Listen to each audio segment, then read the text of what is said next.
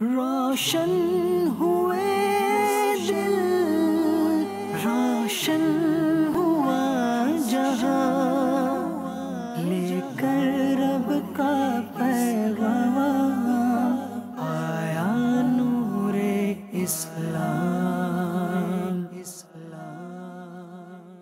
الحمدللہ رب العالمین والصلاة والسلام علی سید المرسلین، اما بعد فاعوذ باللہ من الشیطان الرجیم، بسم اللہ الرحمن الرحیم۔ وعباد الرحمن الذین یمشون علی الارض ہونا واذا خاطبهم الجاہلون قالوا سلاما۔ صدق اللہ العظیم۔ قرآن مجید ویسے تو پورے کا پورا ہماری ہدایت کے لیے ہے۔ اللہ تعالیٰ ارشاد فرماتا ہے ھدی للمتقین، قرآن ہدایت ہے متقیوں کے لیے، پرہیزگاروں کے لیے۔ ایک جگہ فرمایا ھدی للناس، قرآن ہدایت ہے لوگوں کے لیے۔ ایک جگہ فرمایا ان ھذا القرآن یہدی للتی ہی اقوم، بے شک یہ قرآن راہ دکھاتا ہے اس چیز کی جو سب سے مضبوط ہے، جو سب سے سیدھی ہے۔ قرآن ہماری ہدایت کے لیے تشریف لایا، اس لیے اس کی ہر آیت سراپا ہدایت۔ لیکن قرآن پاک میں بعض مقامات ایسے ہیں جہاں اللہ تبارک و تعالی نے ایک مختصر سی جگہ پر بڑے خوبصورت انداز میں اچھے لوگوں کے اوصاف، خدا کے پسندیدہ بندوں کے اوصاف بیان فرمائے۔ انہی میں سے یہ ایک مقام ہے جس کی پہلی آیت میں نے آپ کے سامنے تلاوت کی۔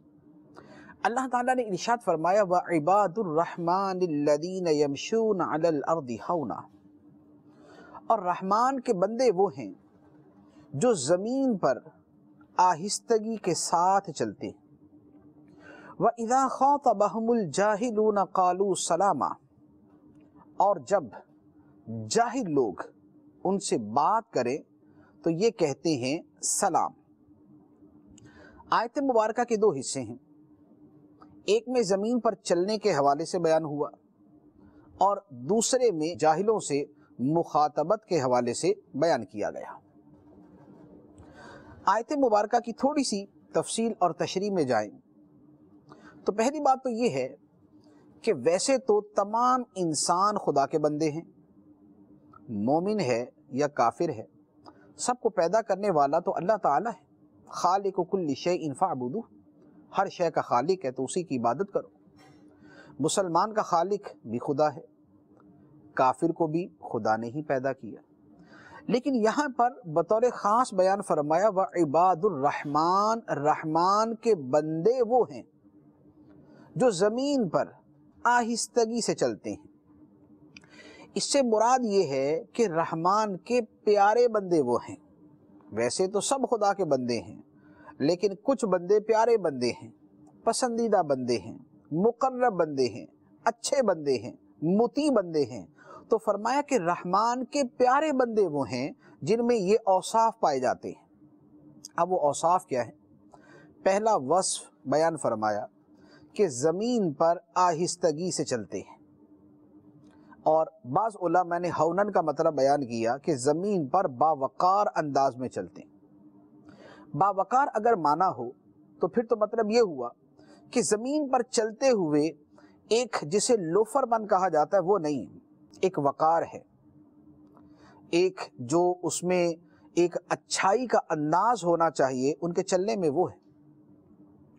اور اگر آہستگی کا معنی لیا جائے تو اس اعتبار سے معنی بنتا ہے کہ وہ زمین پر اتراتے ہوئے، تکبر کرتے ہوئے، اکڑتے ہوئے، اپنی شان پہ فخر کا اظہار کرتے ہوئے نہیں چلتے، آہستگی سے عاجزی کے ساتھ چلتے۔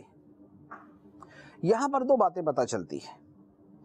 ایک تو یہ پتہ چلا کہ قرآن مجید میں اور دین اسلام میں زندگی کے ان معاملات کو بھی ڈسکس کیا گیا ہے اور ان چیزوں کے بارے میں بھی رہنمائی کی گئی ہے جنہیں عام طور پہ لوگ اتنا بڑا شمار نہیں کرتے۔ چلنا پھرنا زندگی کا ایک عام حصہ ہے، لوگ اتنی توجہ نہیں دیتے، لیکن اللہ تعالیٰ نے قرآن پاک میں چلنے کے بھی آداب بیان کیے ہیں، قرآن پاک میں چلنے کے بھی آداب بیان کیے۔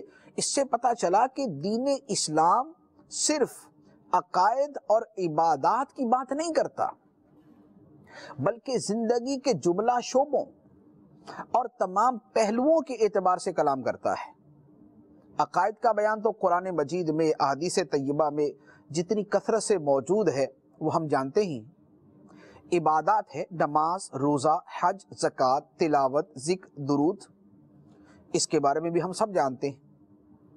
لیکن وہ چیزیں کہ جنہیں آداب زندگی کہا جاتا ہے، جنہیں ہم مینرز کہتے ہیں، ایٹیکیٹس کہتے ہیں، اللہ تعالیٰ قرآن مجید میں وہ بھی بیان فرماتا ہے۔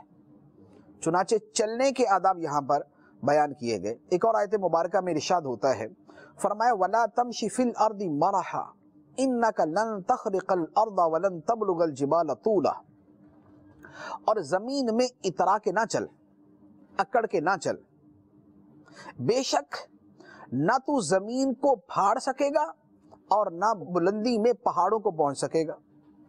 ایسا نہیں ہے کہ کوئی آدمی اکڑ کے چل رہا ہے اور زور زور سے زمین پہ پاؤں مارتا ہے تو زمین پھٹ جائے، ایسا نہیں ہوتا۔ ایسا بھی نہیں ہوتا کہ کوئی شخص گردن اکڑا کے چلتا ہے تو اتنا اونچا ہو جائے کہ پہاڑوں سے بلند ہو جائے، ایسا بھی نہیں ہوتا۔ تو فرمایا کہ زمین میں اترا کے نہ چل، بے شک نہ تو زمین کو پھاڑ سکے گا اور نہ بلندی میں پہاڑوں کو پہنچ سکے گا۔ تو یہاں جو بات عرض کرنی ہے وہ یہ کہ چلنے کے آداب بھی ہمارے دین میں داخل ہیں، اور ہماری حالت یہ ہے، اور اکثریت کی حالت یہ ہے کہ ہم نے دین کے چھوٹے چھوٹے حصے بنا کے انہیں جدا کر دیے۔ جو عقیدے کی بات کرتا ہے وہ کہتا ہے کہ عقیدے کے علاوہ بقیہ چیز کی اہمیت ہی کوئی نہیں۔ جو عبادت کی بات کرتا ہے وہ کہتا ہے کہ بس عبادت گزار ہونا چاہیے، اخلاق بھلے جیسے مرضی ہوں، نمازی پکا ہوں اور بد اخلاق بھی پکا ہوں، حاجی ہر سال کا ہوں لیکن بات کرنے کی تمیز نہیں آتی، دیگر عبادات، ذکر و اذکار اور تلاوت کی عادت پختہ ہے اور لوگوں سے لڑتے رہنے کی عادت بھی بڑی پختہ ہے۔ تو اخلاقیات، حقوق العباد، مینرز، اس کا پتہ نہیں، عبادت میں پختگی۔ کچھ وہ ہیں کہ جو اخلاقیات اور مینرز میں اتنے لگ گئے کہ عبادت کا نام لینا گوارا نہیں کرتے، بس جی اخلاق ہونا چاہیے، پیار سے بات ہونی چاہیے، نرمی سے گفتگو کرنی چاہیے، نماز یار اس کی بات نہ کرو، روزہ نہیں یار اس کی بات نہیں کرو۔ ہمارا طرز عمل یہ نہیں ہونا چاہیے۔ جس شخص نے دین کو سمجھا ہے، جس نے قرآن کو سمجھا ہے، اس کے سامنے یہ بات بڑی کھل کے آتی ہے کہ قرآن ایک پوری زندگی گزارنے کا نظام ہے، وہ صرف عبادات پر مشتمل نہیں ہے، اس میں اخلاقیات بھی ہیں، اس میں لوگوں کے حقوق بھی ہیں، اس میں پڑوسیوں سے سلوک بھی ہے، اس میں ماں باپ کی خدمت بھی ہے، اس میں اولاد کی تربیت بھی ہے، اس میں ملازم اور سیٹھ کے باہمی تعلقات کے بارے میں ہدایات بھی ہیں، اس میں جہاں ہم کام کرتے ہوں ہمارے ساتھ جو کام کرنے والے کولیگز ہوتے ہیں ان کے حقوق بھی ہیں۔ دین تمام چیزوں کے بارے میں کلام کرتا ہے، ہر شے کے بارے میں رہنمائی دیتا ہے۔ تو یہاں چلنے پھرنے کے آداب کے حوالے سے اللہ تبارک و تعالیٰ نے بیان فرمایا۔ دوسرا مفہوم جو میں نے عرض کیا کہ زمین پر آہستگی سے چلتے ہیں، مراد یہ ہے کہ زمین پر عاجزی کے ساتھ چلتے ہیں، عاجزی کے ساتھ۔ عاجزی ایک مسلمان کی زندگی میں ہونی چاہیے، یہ خدا کا حکم بھی ہے، خدا کو پسند بھی ہے۔ متکبر بندہ، اترانے والا، اکڑنے والا، ہر وقت اپنی انانیت میں رہنے والا، اللہ تعالیٰ کو ایسا بندہ پسند نہیں۔ خدا کو بندوں سے عاجزی پسند ہے، خدا کو بندوں کے رویے میں انکسار پسند ہے۔ نبی کریم صلی اللہ تعالیٰ علیہ وآلہ وسلم کائنات کے سب سے افضل، سب سے اعلیٰ، سب سے بلند و بالا ہستی ہیں۔ اللہ تعالیٰ کے سب سے پیارے محبوب، لیکن آپ کی شان مبارک میں عاجزی ایسی تھی، گھر کے کام کاج خود کر لیا کرتے تھے، بکری کا دودھ خود دھو لیا کرتے تھے، بازار سے سودا خود لے آیا کرتے تھے، اپنے نالے پاک کو گانٹھنے کا عمل خود فرما لیا کرتے تھے، گھر کے کام کاج کے اندر حصہ لیا کرتے تھے، صحابہ کرام کی مجلس میں درمیان میں ایسے بیٹھتے کہ آنے والے کو پتہ نہ چلتا کہ غلام کون ہے اور آقا کون ہے۔ سفر کے اندر نبی پاک صلی اللہ تعالیٰ علیہ وآلہ وسلم صحابہ کرام کے ساتھ جاتے تو جب امور سفر تقسیم کیے جاتے تو جیسے صحابہ کرام کام کرتے نبی پاک علیہ السلام بھی اسی طرح کام کرتے۔ مسجد نبوی شریف کی جب تعمیر کی گئی تو صحابہ کرام اینٹیں اٹھا رہے تھے تو نبی پاک صلی اللہ تعالیٰ علیہ وآلہ وسلم بھی اینٹیں اٹھا رہے تھے۔ غزوہ خندق کے موقع پہ جب خندق کو کھودا جا رہا تھا تو جس طرح دیگر صحابہ کرام پتھر اٹھا رہے تھے، نبی پاک صلی اللہ تعالیٰ علیہ وآلہ وسلم ان سے زیادہ پتھر اٹھا رہے تھے۔ وہ اگر پھاوڑا ہاتھ میں لے کر چٹانوں کو توڑ رہے تھے تو نبی پاک صلی اللہ تعالیٰ علیہ وآلہ وسلم بھی یہی عمل کر رہے تھے۔ فتح مکہ کے موقع پہ جب نبی پاک صلی اللہ تعالیٰ علیہ وآلہ وسلم اپنی شان مبارک کے ساتھ فاتحانہ شان کے ساتھ مکہ مکرمہ میں داخل ہوئے تو فتح و نصرت ہاتھ ہے، تنگ کرنے والے سامنے کھڑے ہیں۔ بادشاہوں کا عام انداز یہ ہوتا ہے کہ اس وقت اکڑتے ہوئے غرور کرتے ہوئے جاتے ہیں، لیکن نبی پاک صلی اللہ تعالیٰ علیہ وآلہ وسلم عظمت الہی کے تصورات میں ڈوبے ہوئے اونٹنی پہ بیٹھے اپنے سر اقدس کو جھکا کر مکہ مکرمہ میں داخل ہو رہے ہیں۔ یہ عاجزی ہے، یہ انداز ہے نبی پاک صلی اللہ تعالیٰ علیہ وآلہ وسلم کی ذات مبارک کا، اور جو جتنا عاجزی کرتا ہے خدا اسے اتنی بلندی عطا فرماتا ہے۔ نبی پاک صلی اللہ تعالیٰ علیہ وآلہ وسلم نے ارشاد فرمایا من تواضع للہ رفعہ اللہ، جو اللہ کے لیے عاجزی کرتا ہے اللہ تعالیٰ اسے بلندی عطا فرما دیتا ہے۔ تو آیت مبارکہ میں فرمایا کہ جب وہ زمین پہ چلتے ہیں یمشون علی الارض ہونا، وہ زمین پر عاجزی کے ساتھ چلتے ہیں کہ عام معمولات زندگی تو اپنی جگہ، چلنے کا معاملہ جو ایک معمولی حیثیت رکھتا ہے، عاجزی ان کے چلنے میں بھی ظاہر ہوتی ہے۔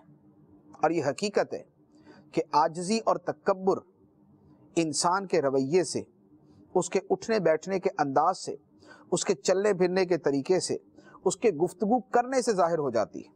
ایک متکبر آدمی اگر کسی سے سلام لیتا، ہاتھ ملاتا ہے تو کیسے ہاتھ ملائے گا؟ یوں کر کے، بس ہاتھ آگے کر دی۔ گفتگو کرے گا تو ٹیڑھے منہ، چلے گا تو اکڑ کے، بیٹھے گا تو پھیل کے۔ یہ انداز بتا دیتا ہے کہ اس بندے میں تکبر ہے، عاجزی نہیں۔ اور اگر عاجزی ہوگی تو انداز بدل جائے گا، عاجزی ہوگی تو انداز بدل جائے گا۔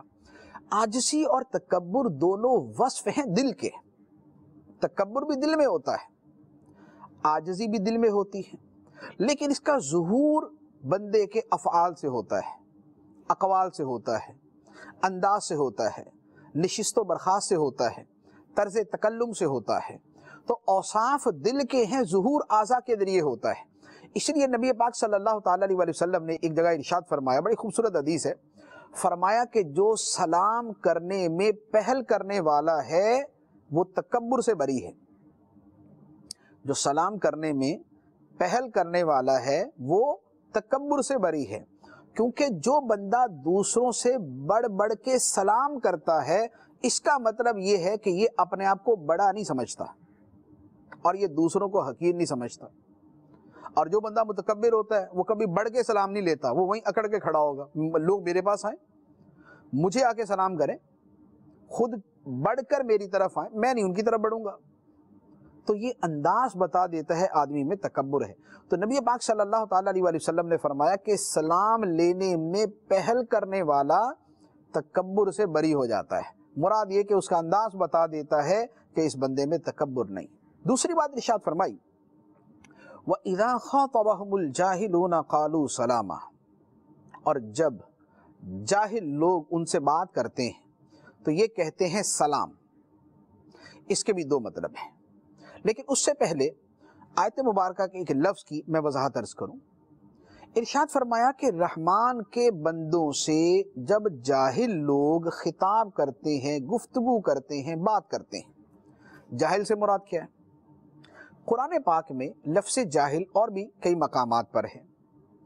ہم اپنے بول چال میں، ہم اپنے عرف کے اندر جاہل اسے کہتے ہیں کہ جو پڑھا لکھا نہیں، جو پڑھا لکھا نہیں، لیکن قرآن مجید کی اصطلاح میں جاہل اسے نہیں کہا جاتا جو پڑھا لکھا نہیں، بلکہ جاہل اسے کہا جاتا ہے کہ جس کا رویہ جاہلانہ ہے، اگرچہ پڑھا لکھا ہو، اگرچہ کتابوں کا مطالعہ کیا، اگرچہ ڈگری ہولڈر ہے، اگرچہ لوگوں کی نظر میں ایجوکیٹڈ ہے، لیکن اگر اس کا طرز عمل جاہلانہ ہوگا تو قرآن اسے جاہل کہتا ہے۔ جیسے ہم بھی اپنی بولی میں بعض اوقات یہ بولتے ہیں کہ پڑھا لکھا جاہل۔ یہ پڑھا لکھا جاہل کیا ہوتا ہے؟ پڑھا لکھا جاہل کا ترجمہ یہ ہوتا ہے کہ یار بندہ دنیاوی اعتبار سے تو تعلیم یافتہ ہے، کتابیں پڑھتا ہے، لیکن ابھی تک اس کے طرز عمل سے جہالت نہیں گئی، اس کو بات کرنے کی تمیز نہیں ہے، اس کو چھوٹے بڑے کا لحاظ نہیں ہے، اس کو کسی کا خیال نہیں ہے، اس کے الفاظ جو ہے وہ کسی پڑھے لکھے کے نہیں ہے، جاہل آدمی کے۔ اگر ایک پڑھا لکھا آدمی ہر بندے سے الجھتا پھرے، ہر ایک سے لڑائی کرتا پھرے، ہر ایک کو گالیاں دیتا پھرے، لوگوں کو لاتے مارتا پھرے، تو ہم اس کو کیا بولیں گے؟ پڑھا لکھا ہوگا بھی تو یہی کہیں گے پڑھا لکھا جاہل ہے۔ قرآن مجید میں ارشاد فرمایا کہ جب جاہل لوگ رحمان کے بندوں سے خطاب کرتے ہیں، گفتگو کرتے ہیں، تو یہ ان سے کہتے ہیں سلام۔ اس کے دو مطلب، ایک مطلب تو یہ ہے کہ اللہ تعالیٰ کے پیارے بندوں کا طرز عمل یہ ہے کہ اگر کوئی شخص ان سے بدتمیزی کا رویہ اختیار کرے، ان سے جاہلانہ انداز میں گفتگو کرے، تمیز اور تہذیب کو بالائے طاق رکھ کر ان سے بات کرے، تو یہ اس سے سلامتی والے انداز میں ہی بات کرتے ہیں، یہ ان سے اچھے رویے سے ہی بات کرتے ہیں، جہالت کا جواب جہالت سے نہیں دیتے، بدتمیزی کا جواب بدتمیزی سے نہیں دیتے۔ تو یہ جو سلامتی والا انداز ہے، یہ جو آگے سے اچھا رویہ اختیار کرنا ہے، اللہ تعالیٰ کے پیارے بندوں کا یہ انداز ہوتا ہے۔ اور حقیقت یہ ہے ہمارے دین کی بنیادی تعلیمات میں یہ انداز داخل ہے کہ برائی کا بدلہ اچھائی کے ساتھ دے۔ ایک جگہ نہیں، قرآن پاک میں کئی جگہ پر اس کو بیان فرمایا۔ ایک جگہ ارشاد فرمایا ادفع باللتی ہی احسن، برائی کو اچھائی کے ساتھ دور کر دو، برائی کو دور کر دو، کس کے ساتھ؟ بھلائی کے ساتھ، اچھائی کے ساتھ۔ اور جب تم برائی کا بدلہ برائی سے نہیں دو گے، برائی کا بدلہ اچھائی کے ساتھ دو گے، تو نتیجہ کیا ہوگا؟ اللہ تعالیٰ ارشاد فرماتا ہے فَإِذَا الَّذِي بَيْنَكَ وَبَيْنَهُ عَدَاوَةٌ كَأَنَّهُ وَلِيٌّ حَمِيمٌ، تو جبھی وہ شخص کہ تیرے اور اس کے درمیان دشمنی تھی، ایسے ہو جائے گا جیسے گہرا دوست ہوتا ہے۔ اگر برائی کا جواب اچھائی کے ساتھ دے دیں، کسی کے برے طرز عمل کے جواب میں ہم مسکرا کے بات کریں، تو ہمارا دشمن بھی دوست بن جاتا ہے، ہمارا دشمن بھی دوست بن جاتا ہے۔ اور اس کی بہترین مثال دیکھنی ہو، بہترین مثال دیکھنی ہو تو نبی پاک صلی اللہ تعالیٰ علیہ وآلہ وسلم کی سیرت طیبہ کو دیکھ لیں۔ آقا کریم صلی اللہ تعالیٰ علیہ وآلہ وسلم کے ساتھ لوگوں نے کیسا رویہ اختیار کیا، کتنا آپ کو تنگ کیا، کیسے آپ پہ ظلم و ستم کیے، کس طرح آپ پہ آوازیں کستے رہے، کس طرح آپ کو برا بلا کہتے رہے، جادوگر ہونے کا الزام لگاتے رہے، شاعر کہہ کے پکارتے رہے، ساحر اور کاہن کہتے رہے۔ ان تمام چیزوں کے باوجود نبی پاک صلی اللہ تعالیٰ علیہ وآلہ وسلم کا طرز عمل یہ تھا عفو درگزر، عفو درگزر، عفو درگزر، برائی کا بدلہ اچھائی کے ساتھ، برائی کا بدلہ اچھائی کے ساتھ۔ نتیجہ یہ ہوا کہ وہی شخص کہ جو نبی پاک علیہ الصلاۃ والسلام کے ساتھ برا رویہ اختیار کرنے والے تھے، جب اسلام قبول کرنے کی توفیق ملی تو کہنے لگے کہ یا رسول اللہ، آپ سے بڑھ کر دنیا میں ہماری نظروں میں کوئی محبوب نہیں، آپ سے بڑھ کر ہماری نظروں میں کوئی محبوب نہیں۔ یہ نبی پاک صلی اللہ تعالیٰ علیہ وآلہ وسلم کے اخلاق کریمہ تھے، اخلاق عظیمہ تھے، اخلاق طیبہ تھے، کہ جنہوں نے لوگوں کے دلوں کی دنیا پلٹ دی، جنہوں نے لوگوں کو آپ کا گرویدہ کر دیا۔ صحابہ کرام نبی پاک علیہ الصلوۃ والسلام پہ جان چھڑکتے تھے، جانیں قربان کرتے تھے، اس کا بہت بڑا سبب اللہ تعالیٰ نے قرآن پاک میں ارشاد فرمایا کہ اے حبیب علیہ الصلوۃ والسلام، آپ اللہ کے فضل سے اور رحمت سے بڑے نرم دل ہیں، آپ بڑے نرم ہیں، لنت لہم، آپ ان کے لیے بڑے نرم ہیں، شفیق ہیں، مہربان ہیں، خیر خواہ ہیں، اس وجہ سے آپ پہ جان چھڑکتے ہیں۔ تو برائی کا بدلہ اچھائی کے ساتھ دینا، یہ ہمارے دین کی بڑی بنیادی تعلیمات میں سے ہے۔ تو یہاں فرمایا کہ جاہل لوگ اگر رحمان کے بندوں سے ایک جاہلانہ انداز میں بات کرتے ہیں تو وہ سلامتی والے انداز میں ان کو جواب دیتے ہیں۔ یہ ایک مفہوم۔ دوسرا مفہوم یہ بیان کیا گیا کہ یہاں پر سلام سے مراد ہے سلام متارکت، کہ ہم کسی سے بولے کہ بھائی بس کرو یار، بہت، آپ کو سلام، آپ اپنا راستہ لیجئے، میں اپنا راستہ لیتا ہوں۔ یہ سلام جو کسی سے جان چھڑانے کے لیے ہوتا ہے، اسے سلام متارکت کہتے ہیں۔ اس اعتبار سے معنی یہ ہوا کہ رحمان کے بندے وہ ہیں کہ جو جھگڑے کے جواب میں جھگڑا نہیں کرتے، جو فضول کے جواب میں فضول نہیں کرتے، بلکہ وہ سلام متارکت کر کے جھگڑے کو چھوڑ دیتے ہیں۔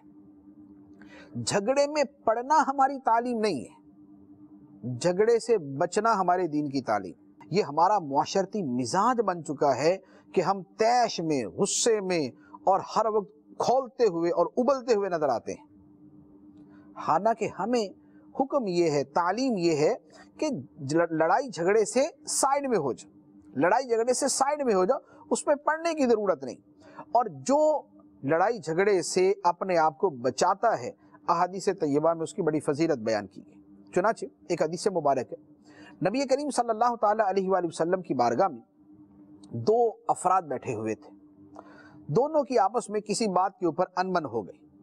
ایک نے دوسرے کو سخت الفاظ کہنا شروع کیے، تم ایسے ہو، تم ویسے ہو، تم یہ کرتے ہو، تم وہ کرتے ہو، ایک دوسرے کو اس طرح کے الفاظ کہہ رہا تھا۔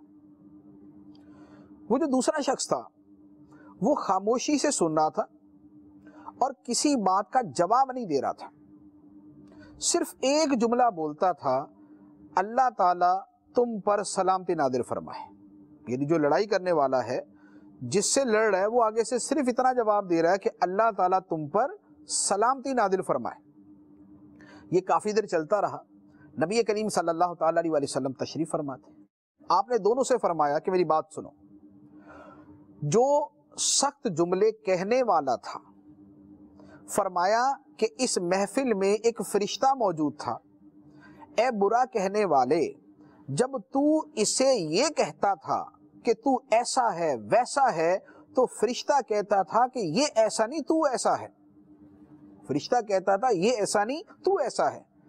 اور دوسرے کو فرمایا کہ جب تم کہتے تھے کہ اللہ تعالیٰ تم پر سلامتی نازل فرمائے، تو فرشتہ کہتا تھا کہ اس پر نہیں، اللہ تعالیٰ تم پہ سلامتی نازل فرمائے۔ اب آپ غور کیجئے کہ جواب نہیں دیا، لڑائی کو نہیں بڑھایا، جھگڑے کو طول نہیں دیا، بلکہ سلامتی کی دعا دی، تو نتیجہ کیا نکلا کہ اللہ تعالیٰ کی طرف سے فرشتہ جواب دے رہا ہے، اور فرشتہ کہہ رہا کہ اے برا کہنے والے، برا یہ نہیں تو ہے، اور جو سلامتی کی دعائیں دینے والا ہے، فرشتہ اس سے کہہ رہا کہ سلامتی اس پر نہیں، اللہ تعالیٰ تم پر سلامتی نازل فرمائے۔ تو کاش کہ ہمارا رویہ بھی ایسا ہو جائے، کاش کہ ہماری گفتگو کا انداز بھی ایسا ہو جائے۔ نبی کریم صلی اللہ تعالیٰ علیہ وسلم کی ایک حدیث مبارک عرض کرتا ہوں، جیسے اگر ہم جھگڑا کریں تو اس کی دو صورتیں ہو سکتی ہیں، یا تو ہماری غلطی ہے یا سامنے والے کی غلطی، یہی ہوتا ہے۔ اگر ہماری غلطی ہے، نبی کریم صلی اللہ تعالیٰ علیہ وسلم نے فرمایا کہ جس کی غلطی ہو، اگر وہ جھگڑا چھوڑ دے، غلطی ہے اور جھگڑا چھوڑ دے کہ ہاں یار میری غلطی ہے، مجھے معاف کر دو بھائی، وہ جھگڑا چھوڑ دے، فرمایا اللہ تعالیٰ جنت کے کنارے پر اس کے لیے گھر تعمیر فرماتا ہے۔ جو غلطی پر تھا اور پھر اس نے جھگڑا چھوڑ دیا۔ اور دوسرا شخص فرمایا کہ جو حق پر ہو، یعنی بظاہر اس کا حق بنتا ہے کہ وہ جواب دے، فرمایا جو حق پر ہونے کے باوجود جھگڑا نہ کرے، اللہ تعالیٰ اسے جنت کے وسط میں درمیان میں گھر عطا فرمائے گا۔ اب آپ غور کیجئے کہ اگر ہمارا طرز عمل یہ ہو جائے کہ ہم جھگڑے کو طول دینے کی بجائے، لڑائی کو بڑھانے کی بجائے، سامنے والے کے ایک جملے کے جواب میں 2 جملے بولنے کی بجائے، اس کی ایک گالی کے جواب میں 10 گالیاں دینے کی بجائے، اس کے ایک مرتبہ گھورنے کے مقابلے میں 5 مرتبہ گھورنے کی بجائے اگر ہم اپنے آپ کو روک لیں، لڑائی میں نہ پڑیں، اس معاملے کو چھوڑ دیں، تو اللہ تعالی ہمارے لیے یا جنت کے کنارے پر گھر بنائے گا یا جنت کے وسط میں گھر بنائے گا۔ اور آپ یقین کیجئے کہ دن رات ہمارے ساتھ یہ معاملہ پیش آتا ہے۔ ہم گھر سے نکلتے ہیں، ہمارے پیچھے والا ہمیں ہارن بجا رہا ہوتا ہے، ہمارے آگے والا ہمیں راستہ نہیں دے رہا ہوتا، ہم آگے والے سے بھی لڑ رہے ہوتے ہیں، پچھلے والے سے بھی لڑ رہے ہوتے ہیں۔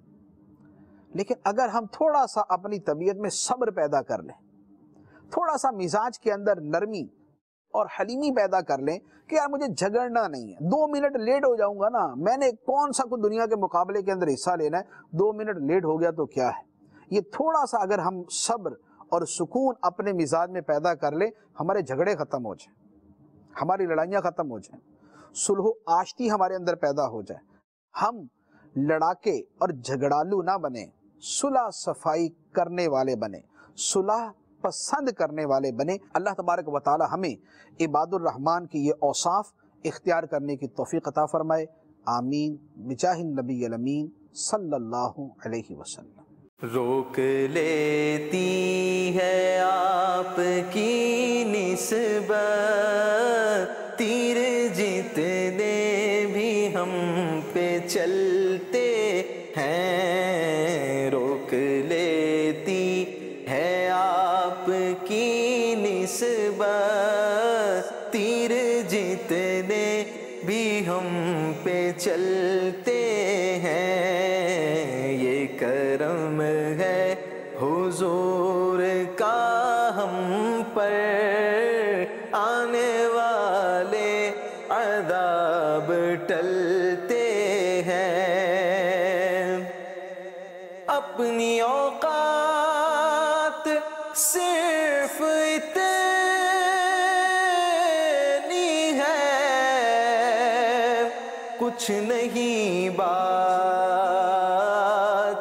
صرف اتنی ہے، اپنی اوقات صرف اتنی ہے، کچھ نہیں بات صرف اتنی ہے، کل بھی ٹکڑوں پہ ان کے پلتے تھے، اب بھی ٹکڑوں پہ ان کے پلتے ہیں، کل بھی ٹکڑوں پہ ان کے پلتے تھے، اب بھی ٹکڑوں پہ ان کے پلتے ہیں، یہ کرم ہے حضور کا ہم پر، آنے والے عذاب ٹلتے ہیں، وہی بھرتے ہیں جھولیاں سب کی، وہ سمجھتے ہیں بولیاں سب کی، وہی بھرتے ہیں جھولیاں سب کی، وہ سمجھتے ہیں بولیاں سب کی، آؤ بازار مصطفیٰ کو چلے، آؤ بازار مصطفیٰ کو چلے، کھوٹے سکے وہیں پہ چلتے ہیں، آؤ بازار مصطفیٰ کو چلے، کھوٹے سکے وہیں پہ چلتے ہیں، روشن ہوئے دل، روشن ہوا جہاں، لے کر